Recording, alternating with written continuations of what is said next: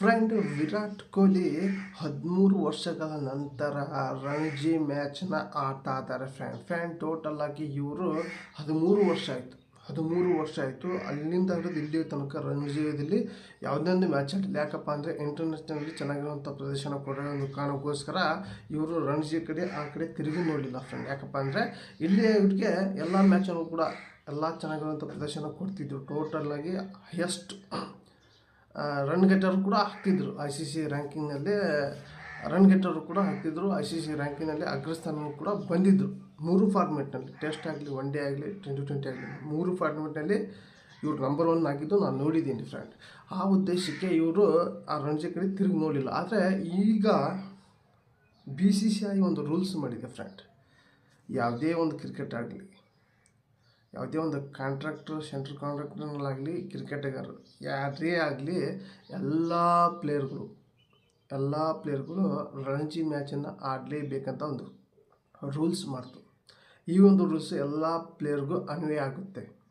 ಎಲ್ಲ ಪ್ಲೇಯರ್ ಕೂಡ ಆಡಬೇಕು ಅನ್ನೋದು ರೂಲ್ಸ್ ಆಯಿತು. ಈ ಒಂದು ರೂಲ್ಸ್ನ ಕೊಹ್ಲಿ ಫಾಲೋ ಮಾಡಲೇಬೇಕಾಯ್ತು ಫ್ರೆಂಡ್. ಯಾಕಪ್ಪ ಅಂದರೆ ಈಗ BCCI ಹೇಳ್ದಂಗೆ ಕೇಳಲೇಬೇಕಾಯಿತು. ಹಾಗಾಗಿ ಈಗ ವಿರಾಟ್ ಕೊಹ್ಲಿ ಅವರು ಈ ಜನವರಿ 30ಕ್ಕೆ ರೆವಿಲಿಯರ್ಸ್ ವಿರುದ್ಧ, ಡೆಲ್ಲಿ ರೆವಿಲಿಯರ್ಸ್ ವಿರುದ್ಧ ರಣಜಿ ಮ್ಯಾಚ್ನಲ್ಲಿ 30ನೇ ತಾರೀಕಿಗೆ ಈ ಒಂದು ಮ್ಯಾಚ್ ಆಡಲಿದ್ದಾರೆ. Ranji match friend.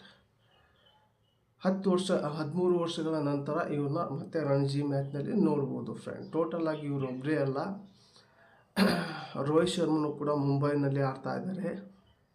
ಹಾಗೆ ರಿಷಬ್ ಪಂತ್ ಆಗಲಿ, KL ರಾಹುಲ್ ಕರ್ನಾಟಕ ಪರವಾಗಿ ಕರ್ನಾಟಕದಲ್ಲಿ ಆಡ್ತಾ ಇದ್ದಾರೆ.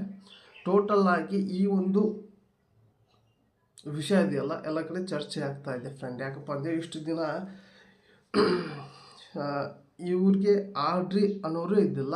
ಇವರು ಇಷ್ಟಪಟ್ಟು ಆಡಿಲ್ಲ ಈ ಒಂದು ರಣಜಿ ಮ್ಯಾಚ್ನ. ಕೆಲವಷ್ಟು ಪ್ಲೇಯರ್ ಆಡಿದ್ದಾರೆ. ಯಾಕಂದರೆ ಇಂಡಿಯಾಗೆ ಬಂದು ಹೋಗೋರು, ಅಂದರೆ ಇಂಡಿಯಾಗೆ ಒಂದೊಂದ್ಸಲ ಸೆಲೆಕ್ಟ್ ಆಗೋರು, ಒಂದ್ಸಲ ಡ್ರಾಪ್ ಆಗೋರು, ಅವರು ಆಡಿದ್ದಾರೆ. ಆದರೆ ರೋಹಿತ್ ಶರ್ಮಾ ಆಗಲಿ, ಕೊಹ್ಲಿ ಆಗಲಿ, KL ರಾಹುಲ್ ಕೂಡ ಆಡಿದ್ದಾರೆ, ನಾನು ನೋಡಿದ್ದೀನಿ. ಕೆಲವೊಂದಿಷ್ಟು ಒಂದು 4-5 ವರ್ಷ ಆಯಿತು ಅವರು ಆಡ್ತಿಲ್ಲ ರಣಜಿ ಅಷ್ಟೇ. ಇನ್ನು ರೋಹಿತ್ ಶರ್ಮಾ ಆಗಲಿ, ಕೊಹ್ಲಿ ಆಗಲಿ ಲಾಂಗ್ ಟೈಮ್ ಆಗಿ ಇವರು ರಣಜಿ ಮ್ಯಾಚ್ ಆಡಿಲ್ಲ. ಇನ್ಮೇಲೆ ಈ ಒಂದು ರಣಜಿ ಮ್ಯಾಚ್ ಆಡ್ತಾ ಇದ್ದಾರೆ. ಜಸ್ಟ್ ಏನಪ್ಪ ಅಂದರೆ ಈ ಒಂದು ಒನ್ ಡೇ ಸೀರೀಸ್ ಸ್ಟಾರ್ಟ್ ಆಗೋವರೆಗೂ ಅಷ್ಟೇ. ಈ ಇಂಗ್ಲೆಂಡ್ ವಿರುದ್ಧ ಒನ್ ಡೇ ಸ್ಟಾರ್ಟ್ ಆಗ್ತಾಯಿದೆ, ಅಲ್ಲಿವರೆಗೂ ಅಷ್ಟೇ ಆಡ್ತಾರೆ. ಮತ್ತು ಬರ್ತಾರೆ ರಿಟರ್ನ್.